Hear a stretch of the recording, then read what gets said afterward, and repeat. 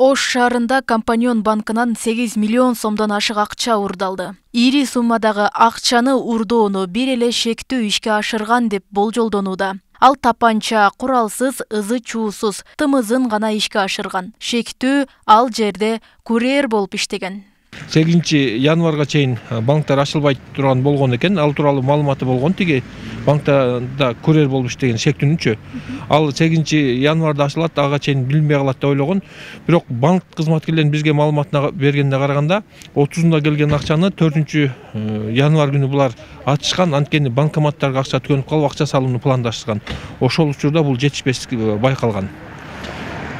Ошол чогуу иштеп жүргөн жарандарына кесиптештерине көрсөтпөстөн бул акчаны ошол вакуум кылып туруп атайын идиштерге сакталат экен, баягы каптарга. Ошол капты өзү бекитип алып, изин жашырып кеткендиги азыр аныкталып атат.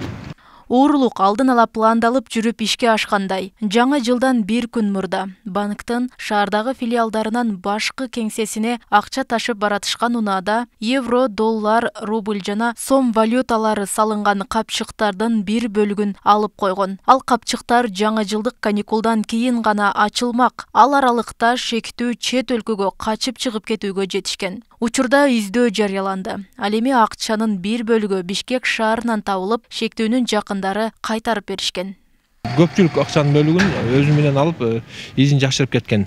Ал эми ал баланын изделип жаткандыгын угуп, ал тууганы ошол акчаны, бул 28 000 доллар болуп эсептелет, кайрадан кайтарып банкка алып келип берген. Бүгүнкү күндө коңшу мамлекеттер менен дагы ар тараптуу бул жаранды кармоо боюнча тиешелүү издөө иш-чаралары жүрүп жатат.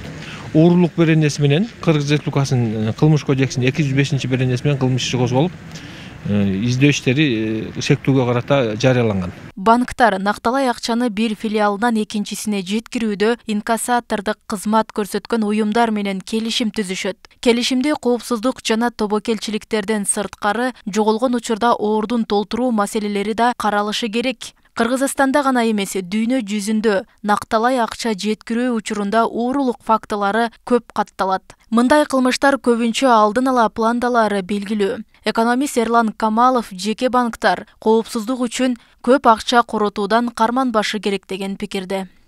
Жакын тууганына ишенбеген акчаларын банкка алып барып депозит катары сактап атышат. Ошондуктан банктык мындай бир коопсуздук маселелери жолго коюлуш керек да. Банк системасынын өнүгүшүнө биринчи кезекте ошол элдин, кардарлардын ишеними өтө жогору болуш керек. Бирок ошол эле учурда эле нак акчаны ташууда тобокелчиликтер аябай чоң. Мен ойлойм, ошо негизи жана ол адистештирилген атайын инкассатордук кызматты колдонсо, ал ошо акчанын бардык мындай кийинки тагдырына бардыгына жооп берет да. Ошондуктан ошону колдонуш керек да.